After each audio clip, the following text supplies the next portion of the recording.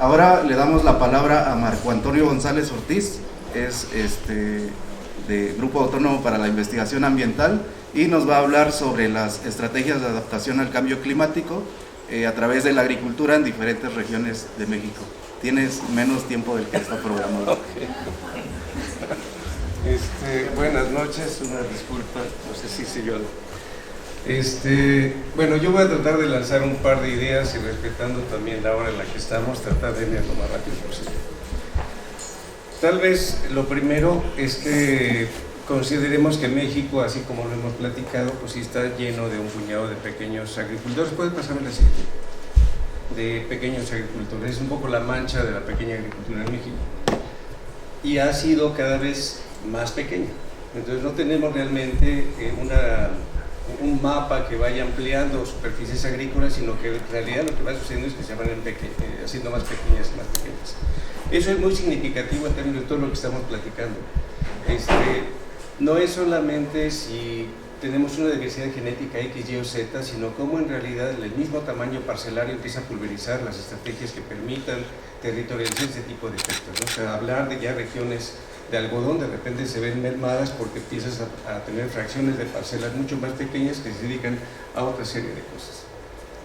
Aunado a eso, si vemos el perfil de esta pequeña agricultura, ya lo habíamos platicado, según el último censo agropecuario que se sacó, la mayoría de la gente tiene alrededor de 55, 60, 65 años, es decir, una población mayoritariamente adulta, pero también masculina, es decir, el 19% de la población de esta pequeña agricultura pertenece a mujeres, y me parece que ese es un tema para adaptación que tenemos que tener al radar, ¿no? Las mujeres pueden ser realmente muy interesantes en un cambio de este tipo de cosas. Este es el último censo que sacó también la reforma agraria, la acaban de publicar hace un poquito, y aún a pesar de eso, bueno, tal vez viendo las dos manchas, si lo vemos anterior rápidamente, aún a pesar de eso, la mancha de la pequeña agricultura, o sea, estamos dominando buena parte del país.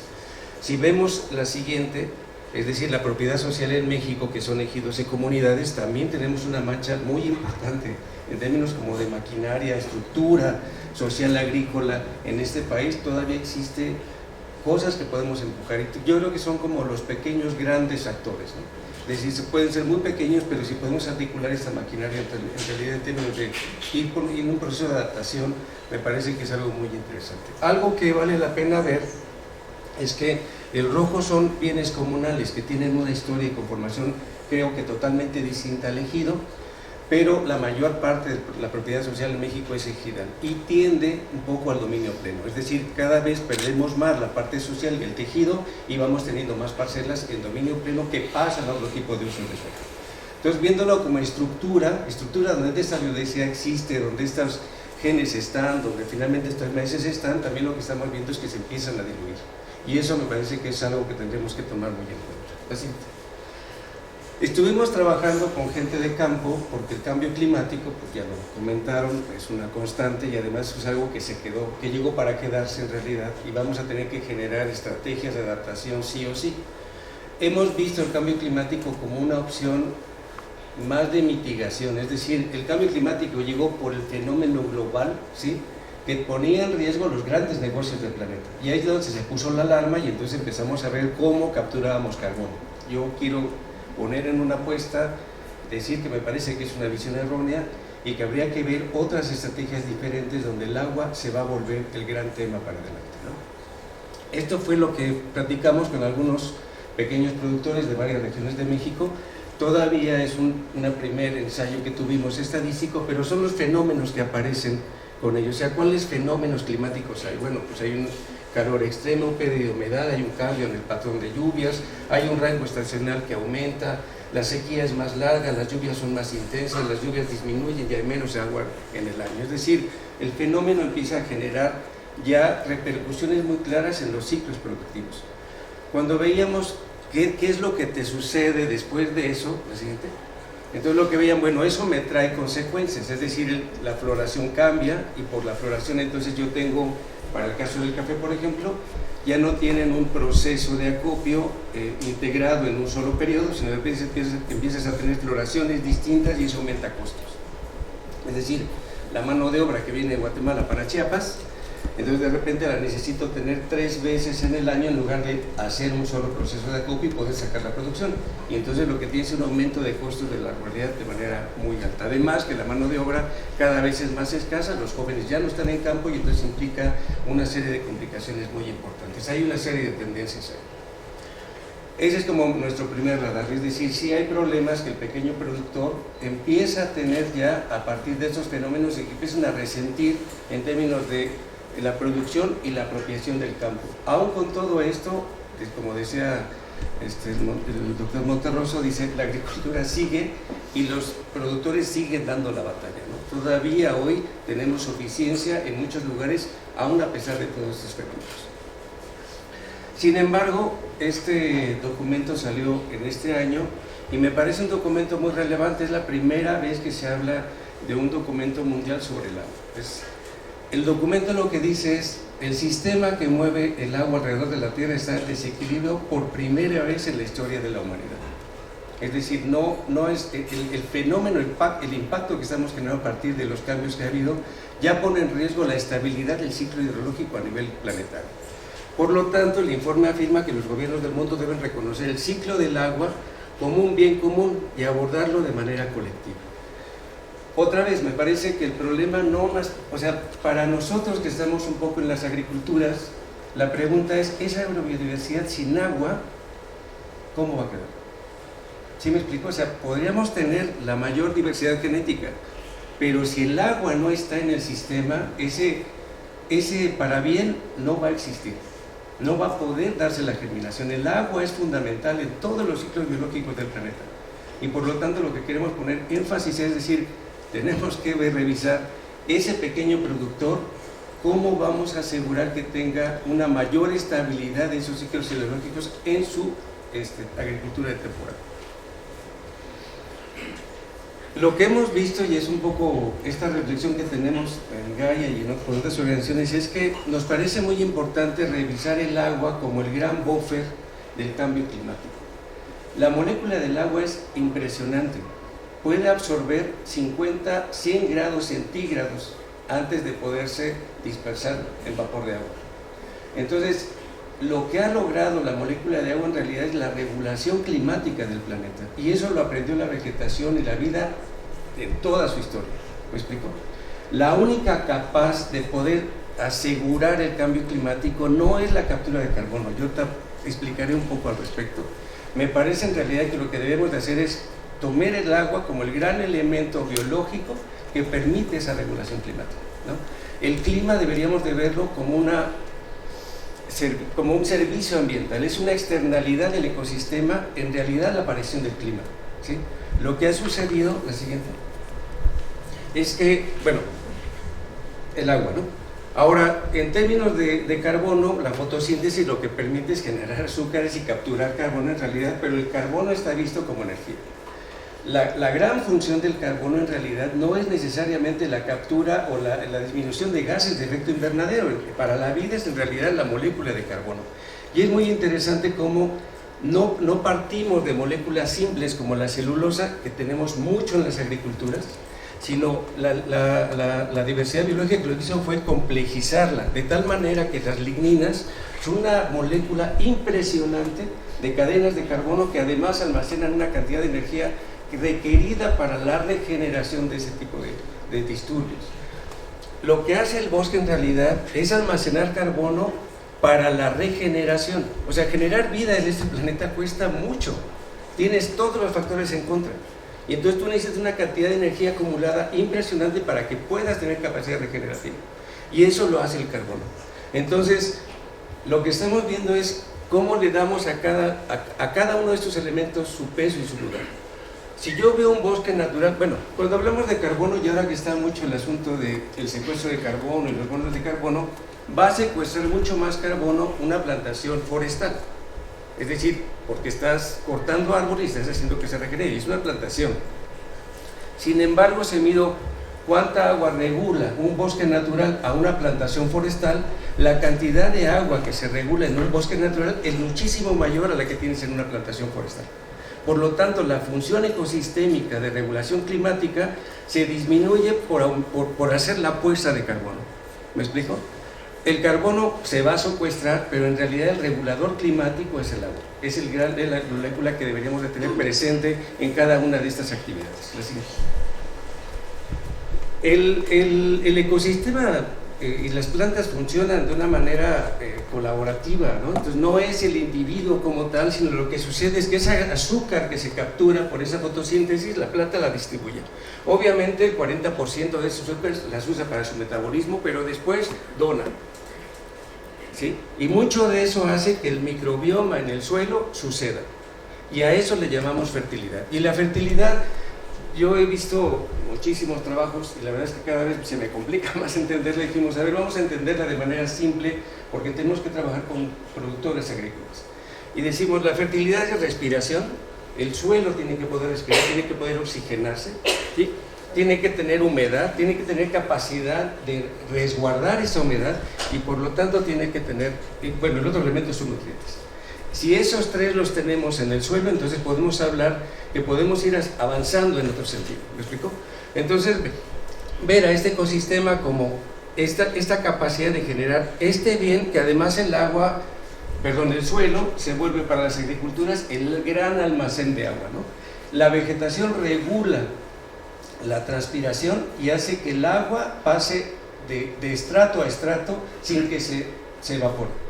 Obviamente la vegetación también ayuda mucho a la regulación y hay grandes emisores como en el caso del Amazonas o la selva del Congo, que son reguladores climáticos atmosféricos del gran globo, ¿no? Pero a nivel micro la vegetación lo que hace es autorregular ese sistema de mantener el agua dentro del sistema biológico, ¿no? Así. ¿Qué sucede con las agriculturas, ¿no? ¿Qué sucede con los mecanismos de agricultura que tenemos? Lo que ha pasado es que finalmente tenemos un sistema tradicional, podemos hablar de ciertas agriculturas tradicionales que van pasando a una tecnificación y lo único que está sucediendo es que el nivel de temperatura se eleva por cada una de esas cosas. O sea, la capacidad de regulación climática que tenías por el agua que contiene este sistema se pierde a la hora de apertura de este sistema. ¿Me explico? Entonces, cada vez que tenemos el desarrollo agrícola extensivo, que es mucho de lo que tenemos hoy, la capacidad de regulación del clima en el globo se empieza a disminuir. Para las pequeñas agriculturas pensamos que eso debe ser clave, es decir, cómo hacemos que el sistema entonces genere prácticas nuevas que permitan regular ese escape de humedad, ¿sí? Así. Si vemos en el caso del bosque, un pastizal,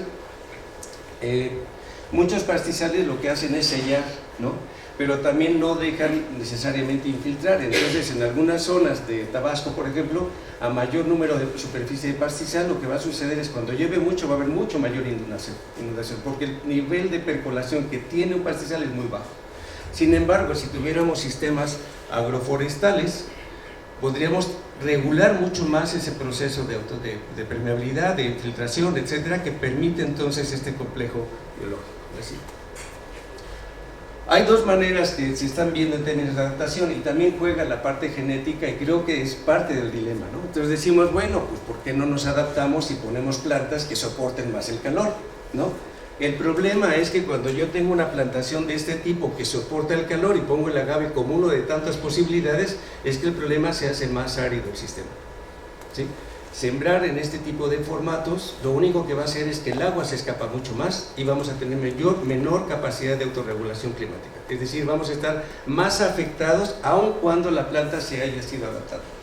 Lo que tendríamos que hacer son sistemas más complejos. ¿Me explico? Es decir, es agave, pero podemos complejizar el sistema y generar agroecosistemas, que es un poco lo que estamos buscando, dialogar con la gente y que empecemos a adoptar. ¿Cómo generamos, en lugar de cultivos, de monocultivos, generar en realidad procesos agroecosistémicos? Y eso rebasa el nivel de parcela, que es otro de los retos que consideramos deberíamos tener en la mente.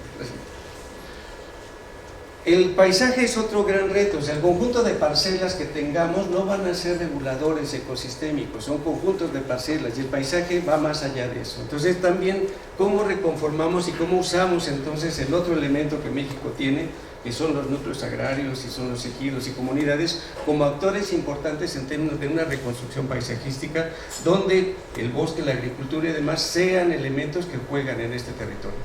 cómo vemos la agricultura no como un asunto parcelario, sino como un asunto territorial que juega en un proceso de sucesión permanente. La siguiente. La siguiente, no. Me paso esta, ¿no? Este tipo de paisajes que tenemos en México, estos ejidos y demás, han permitido que esto se mantenga. Lo acaba de decir Ana, ¿no? O sea, esto es debido a que esas culturas están ahí, pero también están en riesgo. Y no están en riesgo solamente por la deriva genética, sino están en riesgo porque el calor va a ser más intenso y eso va a ser fulminante. Acabamos de tener una temporada este año donde en Oaxaca es la primera vez que no hubo agua en muchas de las casas, pero si me voy al campo, o sea, si van a cafetales de Oaxaca que estaban agroforestales, muchos cafetales se perdieron, se secaron y no aguantaron ese proceso de sequía. Entonces va a ser cada vez más fulminante este mecanismo. Entonces sí tendríamos que ver qué prácticas y qué cosas tendríamos que integrar a la política pública y a los esquemas de manejo que permitan la adaptación real y no solamente respuesta de adaptación por individuo, ¿no? Lo siguiente. Pasa lo siguiente. Algunas cosas que vemos como propuestas que estamos viendo desde la asociación y el trabajo ahora con un programa que estamos trabajando en varias partes del centro y sureste de México, son algunas cosas que voy a decir muy rápido, me disculpo para también dar tiempo. Uno, ver el agua como el elemento clave de la agricultura, no solamente el suelo, no solamente la fertilidad, sino ver el agua como el gran motor realmente de todo ese circuito biológico, empezar a ver las agriculturas como captores de agua. Dos, la diversidad funcional de la vegetación, verlo más allá, no solamente la agrobiodiversidad, sino revisar la diversidad biológica como un factor funcional que permita esta relación de contención de agua y de mayor distribución de agua en tejido vivo. Es decir, lo que decimos es, desde la agricultura no tendríamos que pensar en el clima atmosférico, deberíamos de pensar en el clima biosférico. ¿Cómo regulo el clima desde la biosfera, desde ese circuito parcelario que tenemos? ¿Me explico? No el climático global, no vamos a poder con eso, pero sí podemos regular y hacer procesos de regulación si contenemos más agua en tejido vivo y regular el microclima. Ya lo hicimos y hay un par de datos bien interesantes ahí. Así, perdón. La sucesión vegetal como algo que sí tendría que verse. Es decir, sí necesitamos que las agriculturas sucesionen vegetalmente porque nos permiten reacomodar el ecosistema en términos funcionales. Las milpas móviles no son un gran pecado, yo diría, en realidad son una tecnología muy apropiada. Lo único que sucede es que esa movilidad ya no tiene el descanso que debería de tener. Como no podemos mover mucho las agriculturas hoy, la pregunta es ¿cómo hacemos sucesiones en el mismo sitio? ¿Cómo promovemos agriculturas sucesionales en la misma parcela? Y entonces tenemos que volver a pensarle para poder generar este tipo de estrategias. Y la estructura y la composición del agroecosistema tendrían que ser parte del modelo, es decir, requerimos complejidad vegetal. No necesitamos solamente el cultivo, aunque esté cubierto de más, necesitamos complejidad vegetal. Y hay sistemas tradicionales que nos encontramos muy interesantes, como en Tlaxcala, Hidalgo, el Metepantle, realmente son padrísimos. Es decir, tienen las respuestas ahí porque juegan en la reconformación de un agroecosistema. Obviamente los cafetos están ahí como un agroecosistema, pero en sistemas de cultivo de maíz, la sombra va a ser un tema. Y el Metepantle tiene respuestas muy interesantes para poderla revisar y compartir y demás, ¿no? Obviamente lo que